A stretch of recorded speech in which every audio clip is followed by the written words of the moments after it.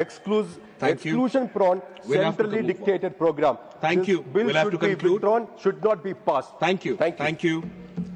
श्रीमान रामचंद्र जांगरा जी। धन्यवाद मान्यवर, इस महत्वपूर्ण विषय पर मुझे बोलने का मौका दिया। मैं पार्टी लीडर्स का भी धन्यवाद करता हूं और प्रार्थना करता हूं कि मेरे 10 मिनट थे पार्टी लीडर्स से कि मेरे 5 मिनट और बढ़ा दें। मान्यवर, मैं गांव में पैदा हुआ, हमने ग्रामीण जीवन जिया है।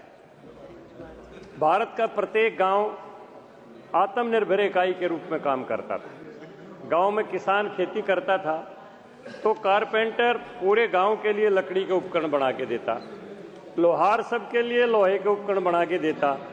किसान अगर कपास का उत्पादन करता तो घर में बैठी महिलाएं चरखा काट के सूत बना देती।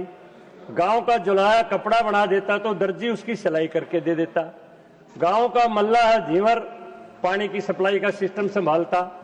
गांव का कुम्हार सबके लिए घड़े बना के दे देता। गांव का चरमकार सबके लिए जूते बना के दे देता। बाकी जो खेती और मजदूर लोग थे जो किसान के साथ मिलकर सारा खेती का काम करवाते। प्रत्येक गांव एक आत्मनिर्भर इकाई के रूप में काम करता था। और पूरी दुनिया को पता है अंग्रेजों के आने से पहले भारत की विश्व व्यापार में 33% भागीदारी थी। कुछ चीजें मैं जिनका उल्लेख कर रहा हूं, पूरी दुनिया में हमारा देश निर्यात करता था। लोहा, इस्पात, चीनी, कृत्रिम हीरा, ढाका की मलमल, खनिज चावल, काली मिर्च, इलायची, लौंग, दालचीनी, हाथी दांत, मोती, माणिक्य, बेल बूटेदार पात्र, 36 प्रकार की वस्तुएं पूरी दुनिया के अंदर निर्यात होती थी और भारत सोने की चिड़िया था। अंग्रेजों ने केवल संपत्ति नहीं लूटी, संपत्ति के साधनों को लूटा और यहां का कच्चा माल ले जाके इंग्लैंड के कारखाने से पक्का माल लाके भारत में बेचना शुरू कर दिया। उस दिन से ग्रामीण अर्थव्यवस्था के ऊपर चोट आनी शुरू हो गई। मान्यवर, वो अंग्रेज थे, विदेशी थे, उनसे कोई गिला शिकवा नहीं, वो शोषण करते थे। लेकिन आजादी के बाद की अर्थव्यवस्था के ऊपर मैं 5 मिनट की बात करना चाहूंगा। महात्मा गांधी के विषय में बहुत लोगों ने बोला है, अगर उनकी एक बात मान ली जाती तो भी देश का भला रहता। महात्मा गांधी जी ने एक बात कही थी कि जो चीज हाथ से बन सकती है वो कारखाने में ना बनाई जाए।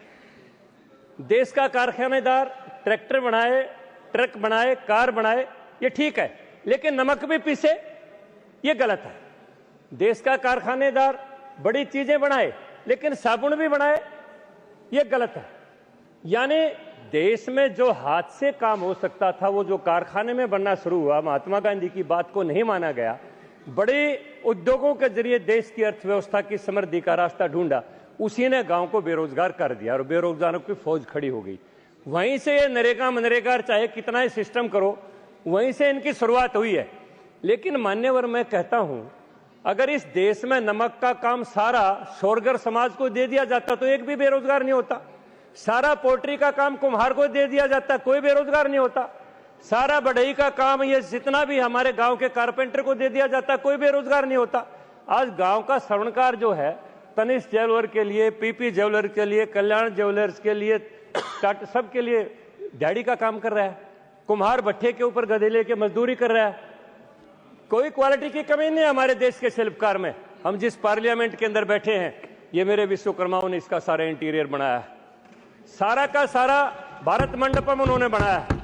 सारा का सारा यशो भूमि एक कलोरिया परिवार की ये देन है जो राजस्थान के सुदूर बीकानेर के गांव के अंदर बैठे हुए लोग हैं। कोई प्रतिभा की कमी नहीं है, लेकिन किसी को पीएम विश्वकर्मा योजना याद ही नहीं आई। किसी ने आत्मनिर्भर भारत की बात ही नहीं की, किसी ने मेक इन इंडिया की बात ही नहीं की।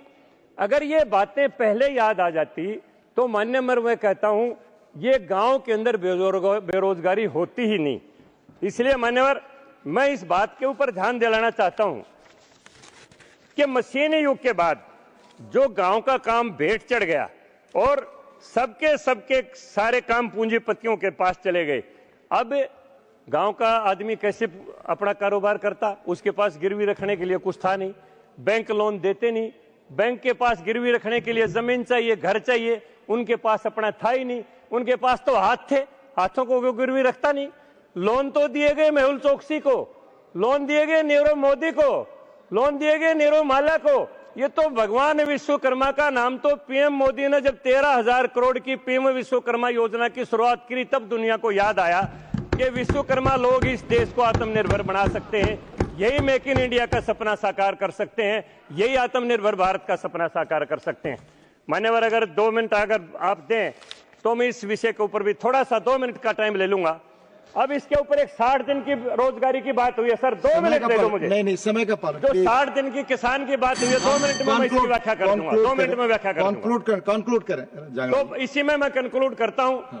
सर, जो ये मनरेगा को, जो इस नई योजना को किसान के साथ जोड़ा है कि किसान का जो कटाई का बटाई का जो सीजन आता है, हमें वो दिन याद है 2 महीने तक जब किसान की फसल की कटाई और कढ़ाई का सीजन आता, शहर के शहर बिल्कुल सूने हो जाते थे, उनके गरीब आदमी नहीं मिलता। धन्यवाद। तो यहाँ पर लावणी करने के लिए किसान को भी सस्ता मजदूर मिल जाएगा। धन्यवाद। और जड़ से जो काट लेंगे तो धन्यवाद। ये जो फसल के अवशेष भी नहीं माननीय बचेंगे। श्री राम